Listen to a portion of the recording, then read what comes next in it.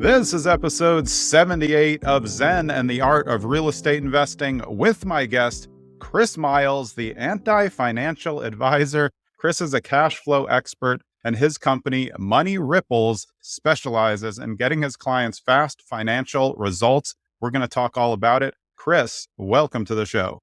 Hey, man, I'm so excited to be here today. Yeah, I'm excited to talk to you. I'm going to start in a couple areas that I know that you've talked about, but I want to get your take on them right away. Why does mainstream financial advice suck? Because I agree with this, but I want to see if we're talking about the same things. Well, let me ask you this. I mean, if you saw a restaurant that you're considering going to eat at, and you saw that there's 100 reviews and only one of them gave a 5-star review, you'd probably wonder, should I ever eat here, right? And that's pretty much the success rate of financial advising. For example, if you look at Fidelity came out with their numbers. They have 45 million Americans that use their 401ks and IRAs.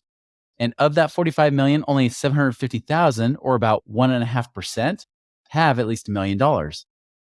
And the funny thing is, well, I wouldn't say it's funny, it's pretty sad. But the sad thing is, of those people that have at least $1 million in their accounts, there was another survey done that over 35% of them think it'll be a miracle for them to be able to retire. And that's right there. That's the big issue we have, right? Is that really less than 1% of people think, well, maybe it won't be a miracle that I can retire. Right. It's like that one 5-star review. Yeah. Do you think it's that, safe money spot, that makes people feel better and they don't understand about educated risk? Oh, absolutely not. It's high risk, mediocre returns, right? And it really hit home for me personally, with my own family, with my own dad, for example, because, he was kind of the inspiration for me to start as a financial advisor. Now, granted, he was working in the automotive industry. It wasn't like he was a financial genius, but he was like the guy that Dave Ramsey would look up to. He was the guy that saved everything. He paid off his debt early, that kind of guy. And what was interesting is he always taught me to be cheap and just save every penny you got. Well, when I was a financial advisor and I said to take that path, I remember he said, well, when are you going to advise me? And so I sat down with him. He says, Chris, I'm 61 years old. I want to retire at some point. What do I need to do? And when I saw his, the fact he paid off his house in 18 years, so he's totally debt free. He'd saved up and crammed the money in his 401k, getting the match and everything that they tell you is supposed to be the best strategy ever. The problem was that I said, Dad, based on your numbers right here, if you want to retire today, you better hope you die in 5 years, because that's how long it's going to be before you run out of money. Now, remember, he's like, well, Chris, what do I do then? Like, what else can I do? I said, I don't know. You did everything right. You did everything that I would recommend and maybe even better. And still, it's not enough. Yeah. And that bothered me. It bothered me a lot because, part of my inspiration for becoming a financial advisor is because I would always hear my dad say, besides things like, we can't afford this, money doesn't grow in trees, we think I am made of money, those kind of phrases growing up. But then he also would say things like, this job is going to kill me, right? Like, I will die working. And I wanted to give him his life back. And here I am in this dilemma, realizing that although he followed it to a T, it wasn't enough. And I realized it wasn't just him, it was all of my clients when I really looked at it closely. And then, of course, even looked at financial advisors. There's guys working in my office since the late 1970s. They couldn't retire either. So why would I keep teaching this? So where did you figure out that real estate comes into it, and where did you get your interest in that part? Oh yeah, I was brainwashed with all the other financial advisors saying that real estate sucked, right? Like, it doesn't pay enough. It only keeps up inflation at 3% a year. That's all it appreciates. Where look at the stock market, it's done 10 or 12% a year since 2000 BC when the Egyptians ruled Earth, right? Things like that. And it's funny because with my dad's experience that I had, that was the end of 2005. It's like when the student's ready, the teacher appears. And right then, I remember a few weeks later, I called up one of my friends who I hired to be a financial advisor, but then he left to go do real estate investing. And I called him up and I'm thinking he's going to be broke, but I get the opposite reaction from him. Instead, he starts saying things like, man, like, Chris, life is amazing. My dad and I, we've partnered on some deals. We've now doubled his income as a professor at the local university. I said, hold on, you guys only been partnered together for 4 months. That's too good to be true, quote unquote, right? Yeah. He's like, and finally, that's where he stopped me. He says, well, how many clients are financially free? None. Good job. How many of you guys, as a financial advisor, are financially free, right? Those critical questions is what got me to wake up. And I said, all right, I'm willing to listen. He's like, no, you're not. You just got done arguing with me that stocks are better than real estate. I said, listen, I'm open. Like, give me something here. And so that's where he Yeah. had me read a lesser known Rich Dad Poor Dad book called Who Took My Money, which is about why mutual funds are horrible. And then he had me listen to this radio show that these two real estate investors did. It was an AM talk radio show at the time because podcasts weren't quite cool then. Yeah. Yeah. And over those course of those few months, it got me to the point where I had this integrity crisis, right? It wasn't an identity crisis as much as an integrity crisis, because once I started to realize in the real estate world that it wasn't about accumulating money like financial advisors have you do, where you try to live on less than the interest. It's about creating passive income, like real cash flow. And when I realized that someone could have the same amount of money and make it work better for them, for example, in the financial world, if you have $1 million, you're only supposed to pull out no more than 3%. 4% rule, that thing is such a bad myth that people have already debunked so many times. That was from 1976, by the way, when they came up with that rule, not 2023. So 3% is the most you should take out. Well, think of it. If you have $1 million living on 3%, that's $30,000 a year. But then when I realized, I'm like, wait a minute, these guys, I think even do hard money lending or whatever. And let's just say they get paid 1% a month, 12% a year. Well, that same $1 million doesn't make them $30,000 a year. It makes them $120,000 or $10,000 a month. You right? Very different lifestyle, very different potential. And already a guy who was starting to question if mutual funds was the answer, this all of a sudden became the answer for me.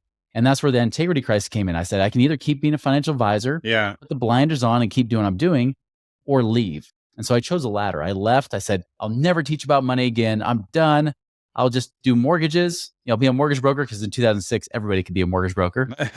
See and what I'll happened teach there. dancing on the side, and that's what I did. And until I got to the point where later that year, after getting my own streams of income going, I was able to be financially independent when I was 28, almost 29 years old. I want to talk to you about passive income and then cash flow, because I know cash flow is such an important part.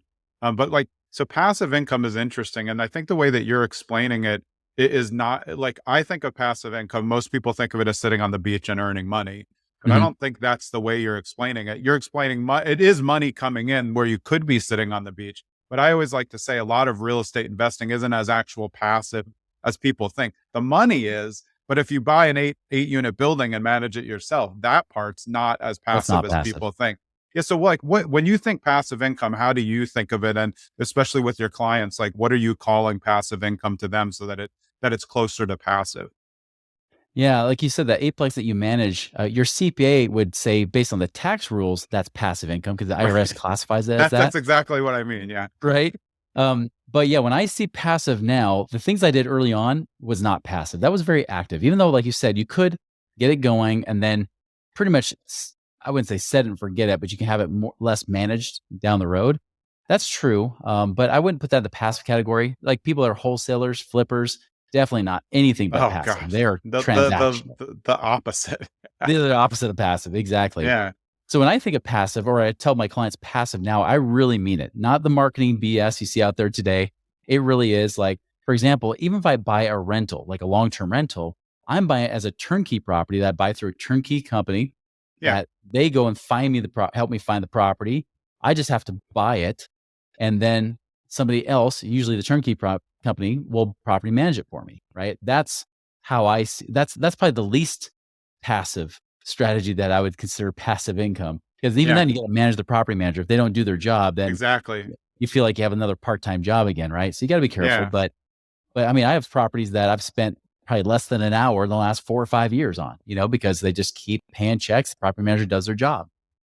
On the flip side, like other things would be like lending money, where you lend to other investors and let them pay you. That's passive, right? Yeah. Even though if I do syndications, hey, if there's an operator doing all the work, great. Now there is a degree of separation from the investment that you got to be careful, and you got to really make sure you do good due diligence on that operator.